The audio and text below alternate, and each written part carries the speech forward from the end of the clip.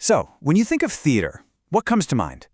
Probably a fun night out, right? Some entertainment. But what if it could be, well, more than that? What if the stage wasn't just for watching, but for practicing? Like a rehearsal space for revolution? That's the wild, powerful idea we're going to dive into today. Yeah, I know it sounds dramatic, but can a play actually change the world? It's a huge question, and we're going to tackle it by looking at 3 specific game-changing moments in theater history. And all of them tried to do it by focusing on one key person. You, the audience, the one sitting there in the dark. Okay, so our story kicks off in the early 1900s with this brilliant and kind of grumpy German guy named Bertolt Brecht. And when he looked at the popular plays of his day, let's just say he was not impressed. He saw a massive problem. He'd see these audiences just completely swept away, crying at melodramas, lost in the spectacle.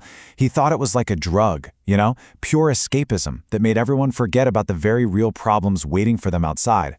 Brecht wanted the total opposite. He created something called epic theater, and its whole point was to jolt you out of that trance, to constantly remind you, hey, you're watching a play. None of this is real. And why do that? Well, because if you can clearly see how the world on stage is built, maybe, just maybe, you'll start to realize that the world off stage is built too, and anything that's built can be changed. And trust me, this wasn't just some artsy experiment for him. Brecht's motivations were deeply political. He was a full-on Marxist, and he saw his plays as a tool.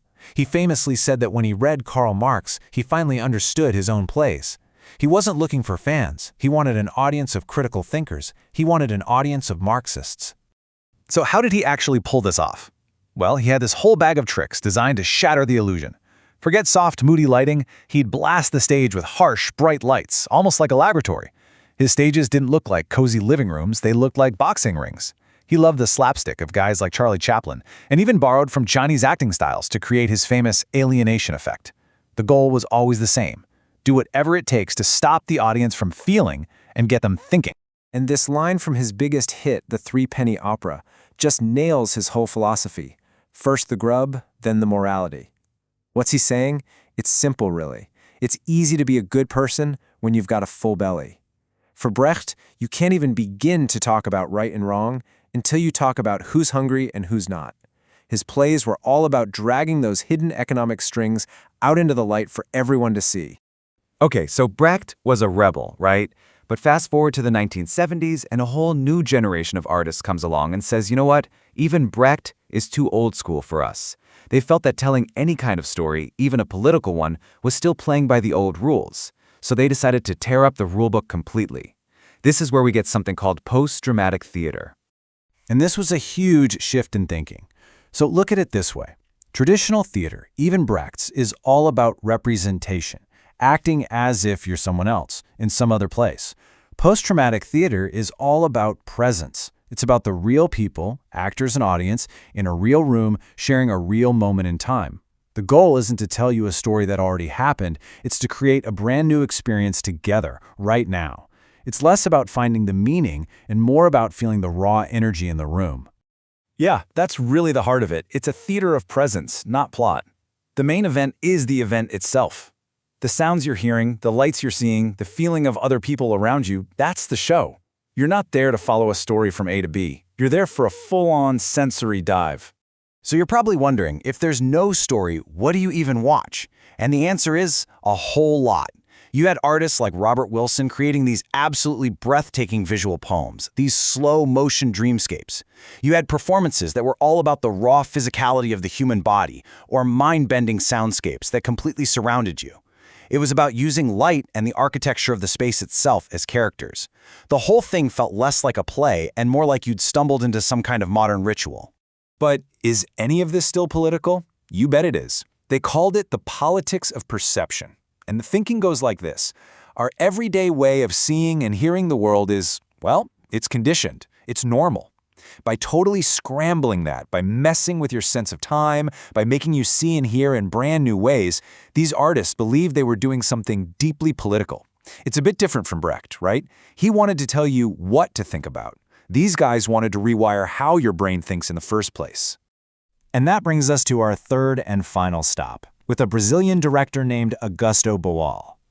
And if you think things have been getting radical so far, just wait. But Wall took this whole idea of an active audience and pushed it to its absolute limit.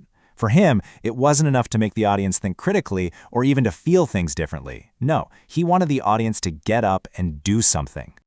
He created this incredible system called the theater of the oppressed. And the name says it all, doesn't it? This wasn't theater as art for art's sake. This was theater designed from the ground up to be a tool, even a weapon, for liberation, for communities to use in their real-life struggles against injustice. And this wasn't something he cooked up in a university office. Bowles' work came straight from the streets. It came from his own experiences with poverty in Brazil, and from working with activists like Abdias Nascimento, who really showed him the deep, systemic roots of racism and oppression. That real-world grit is what makes his ideas so powerful.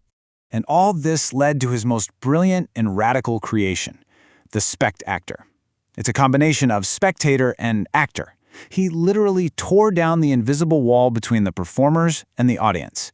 In Bowles' theater, you're not just watching.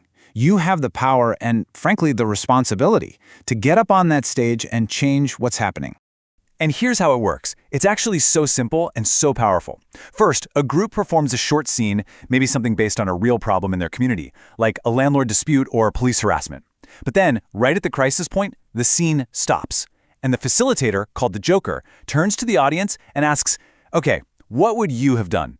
And then, people from the audience, the spectators, can literally yell stop, come on stage, tap an actor on the shoulder, and take their place to try out a different tactic. It is, quite literally, a rehearsal for revolution. So think about that journey.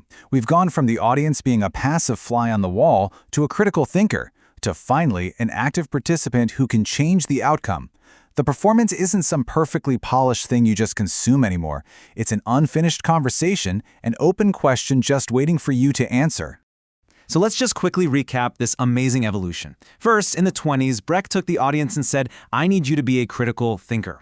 Then in the 70s, post-dramatic theater said, "Okay, thinker, now I need you to be a sensory participant, to be fully here." And then at the same time, Ball came along and said, "Okay, participant, I'm giving you the power. Get on stage and be an agent of change." Each step got the audience closer and closer to the action. And that brings us all the way back to our big question. For all these incredible thinkers, theater was never meant to be an escape. It was meant to be a practice room for reality, a rehearsal. So the final question they really leave us with isn't about what happens on stage, under the lights. It's about what happens next. If the stage is a rehearsal for reality, what role are you going to play?